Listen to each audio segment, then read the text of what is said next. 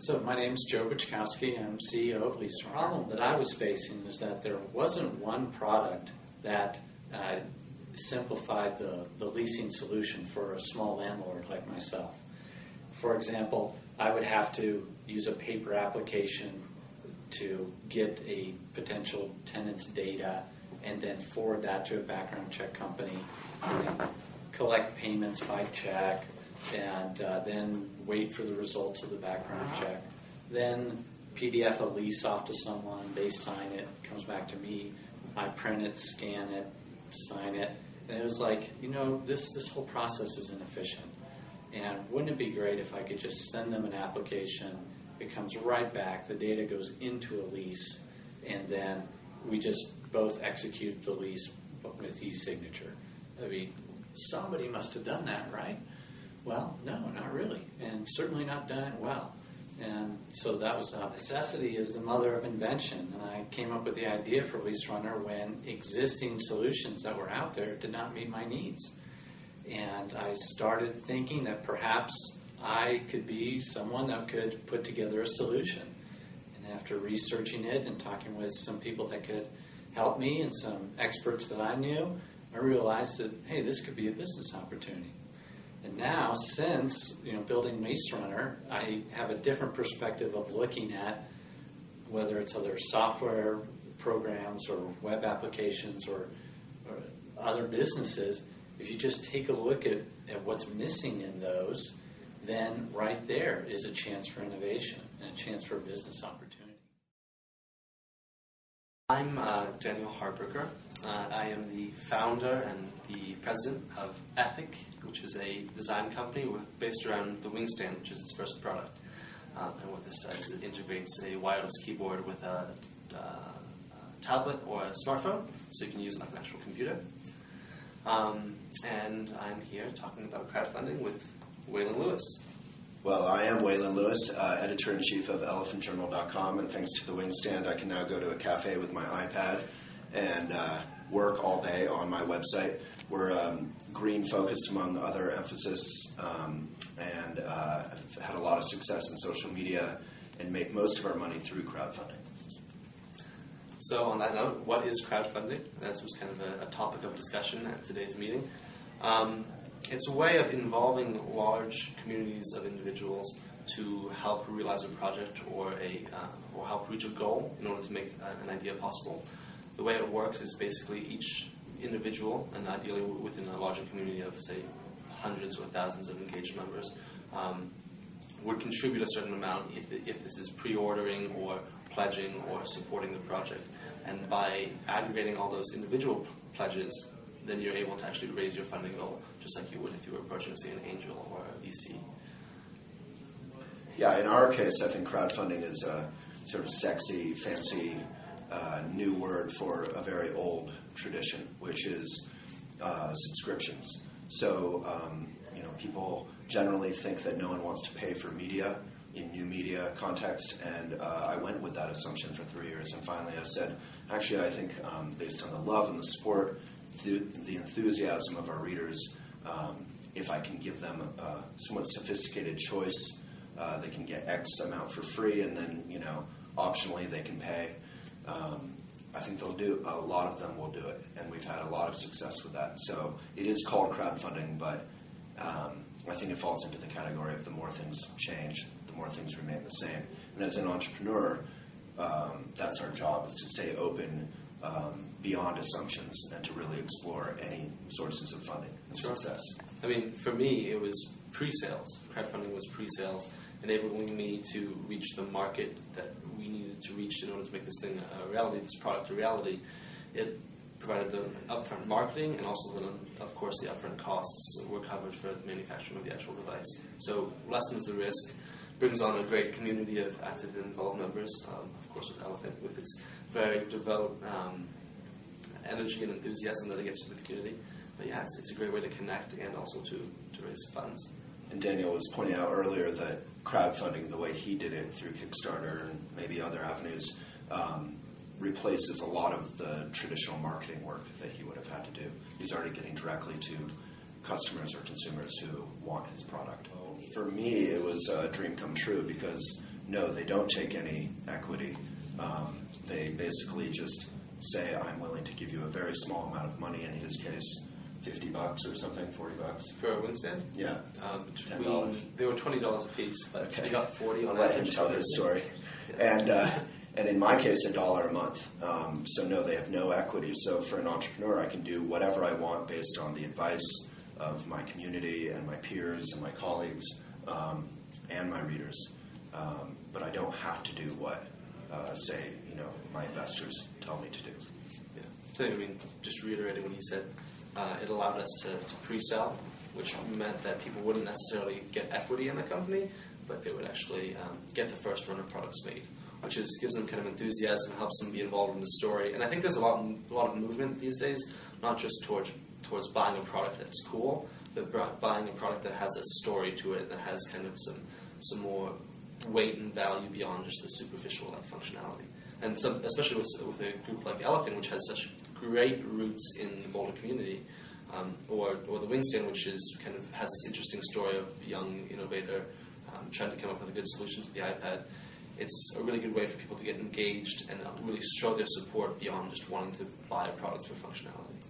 Yeah, I would say vicarious is a kind of key word. Everyone loves, being a part of Daniel's story. He's a sophomore at Stanford. He's Boulder's own, and now he can help out.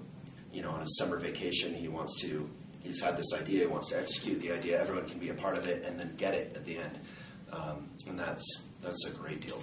So everyone kind of is into being a part of that. Spencer, and I'm the inventor and the founder of A-Gloves. And what A-Gloves are, they're winter gloves that work on capacitive touchscreen devices. So what that means is if you use a Droid or an iPad or an iPhone or any kind of touchscreen device, the way that they work is that your body's own bioelectricity needs to come in contact with the screen for it to function. So when you put something between your skin and the screen, like a normal glove, your device will no longer work. So what A-Gloves is a capacitive touchscreen glove that can be worn in the winter so that you have warm hands and you can use all touchscreen devices. The idea came up not long ago because touchscreens haven't been around for that long. So this is a brand new category. And the idea came up when I visited my daughter, Jean, in Washington, D.C., where she had an internship.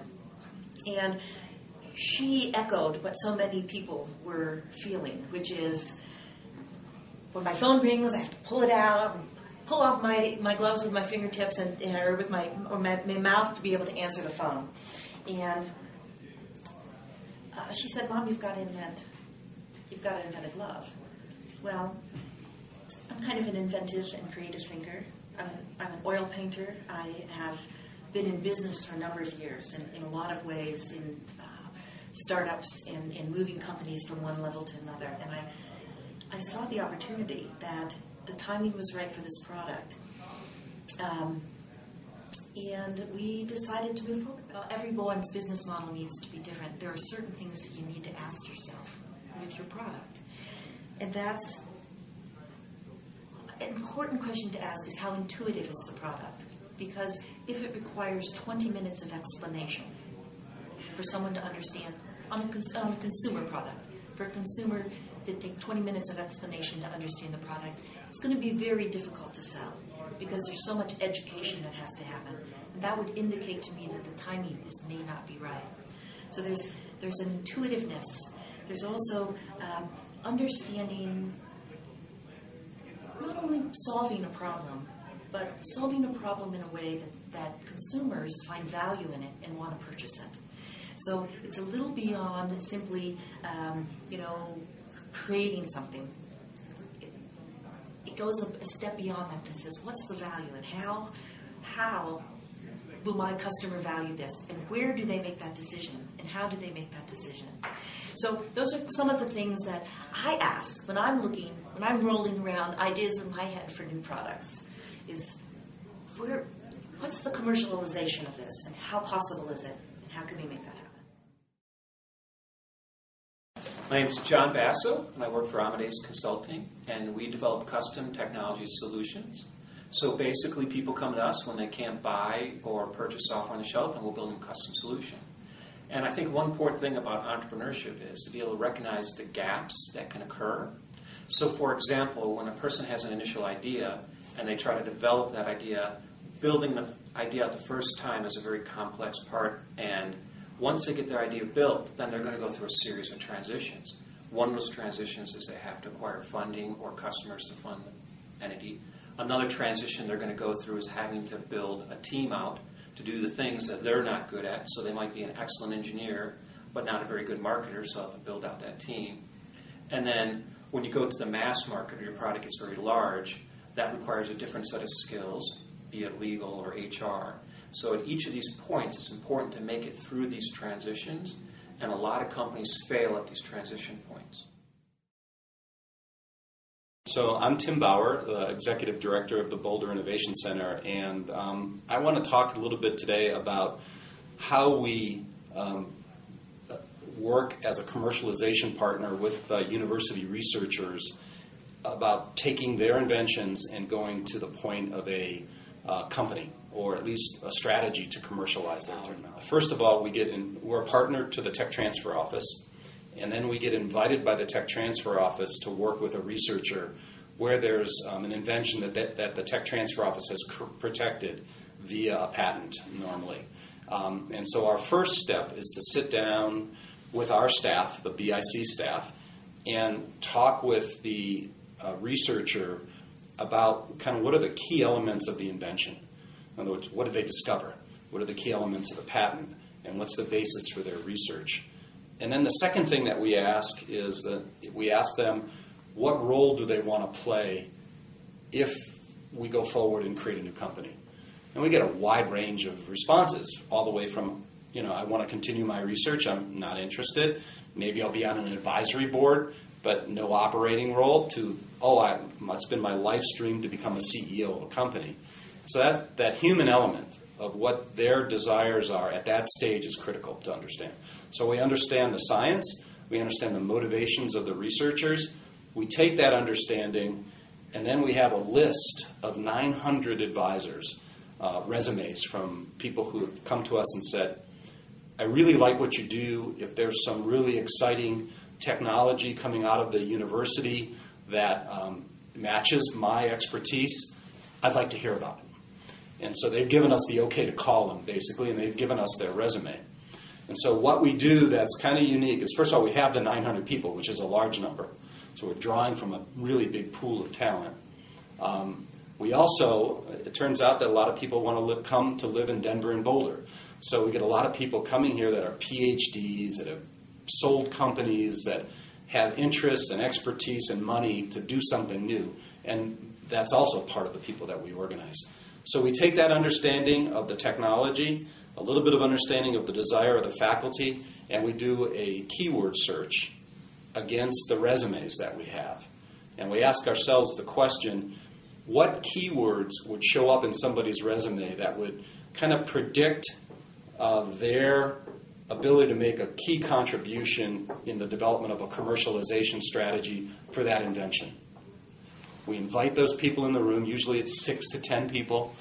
And we have the next step of the process is we have the faculty present the technology to those individuals and do a Q&A session.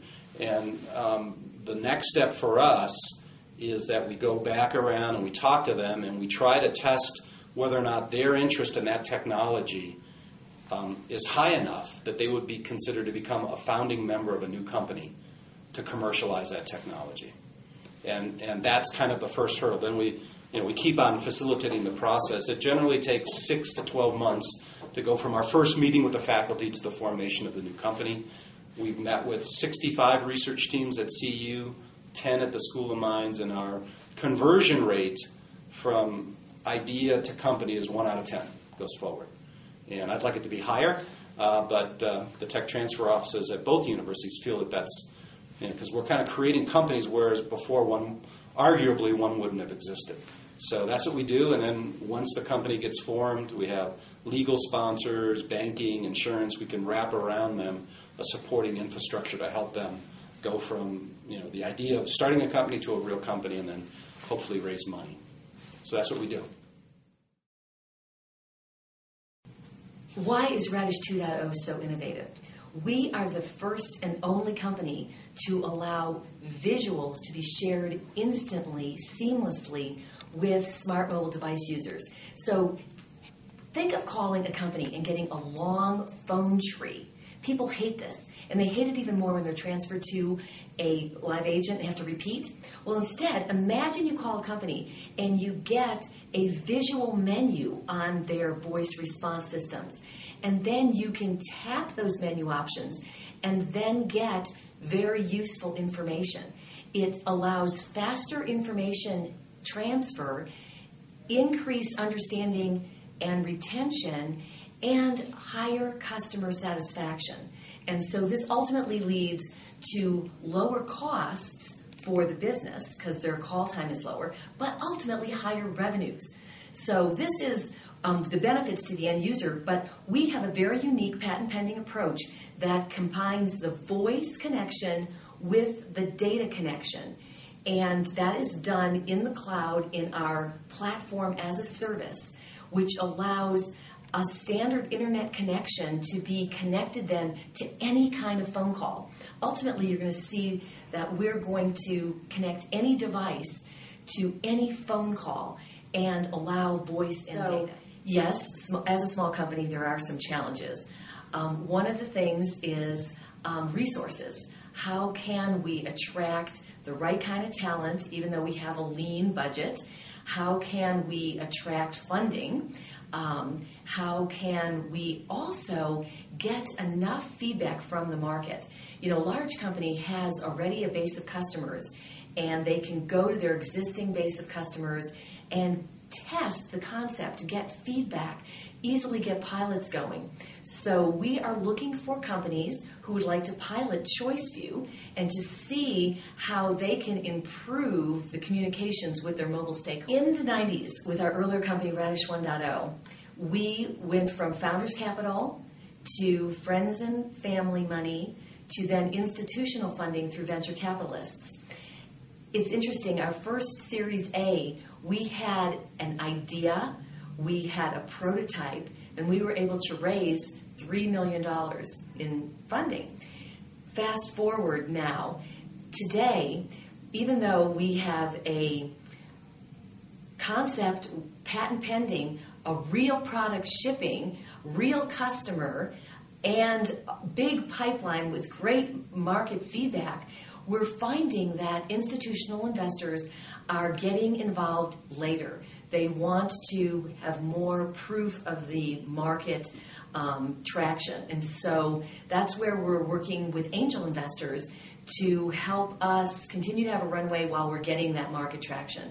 And that is working for us. I mean, we're going direct to enterprises. We're also building reseller channels. And we're also, in the third prong of our go-to-market strategy, talking to original equipment manufacturers about strategic relationships.